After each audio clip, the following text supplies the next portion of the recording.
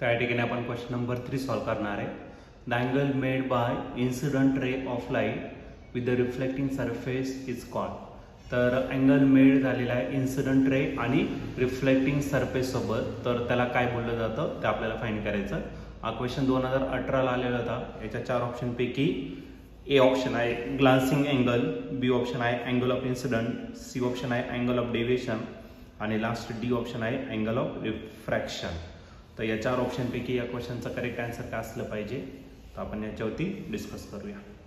तर या क्वेश्चनमध्ये आपल्याला अँगल मेड झालेला आहे कोणासोबत, इन्सिडेंट रे ऑफ लाईट आणि रिफ्लेक्टिंग सरफेस. तर त्या अँगलला काय बोललं जातं ते आपल्याला या ठिकाणी फाइंड करायचं.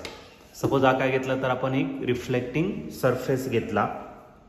दिस इज युअर रिफ्लेक्टिंग सरफेस आणि या रिफ्लेक्टिंग सरफेसवरती एक रे ऑफ लाईट का राहिली तर इन्सिडेंट होऊ राहिली ऑब्लिकली. ओके, ज्या पॉईंटला ती इन्सिडेंट होणार आहे त्या पॉईंटला आपण काय करणार आहे, नॉर्मल काढणार आहे परपेंडिक्युलर. म्हणजे इथला जो अँगल आहे तो किती होणार तर 90 डिग्री.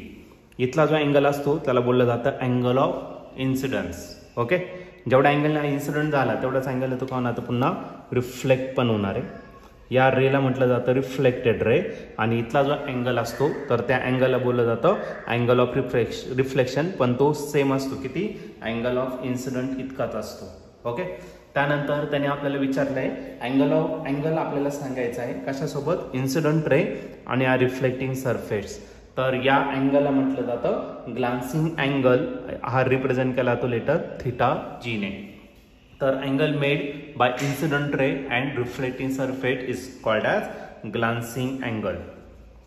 तर त्याला बोललं जातं काय, ग्लान्सिंग अँगल बोललं जातं. आणि या ठिकाणी तुम्ही ऑप्शन जर बघितलं तर ऑप्शन नंबर ए जो आहे तो या ठिकाणी आपला करेक्टली मॅच झालेला आहे. मग या क्वेश्चनचं जे आन्सर असणार आहे ऑप्शन ए.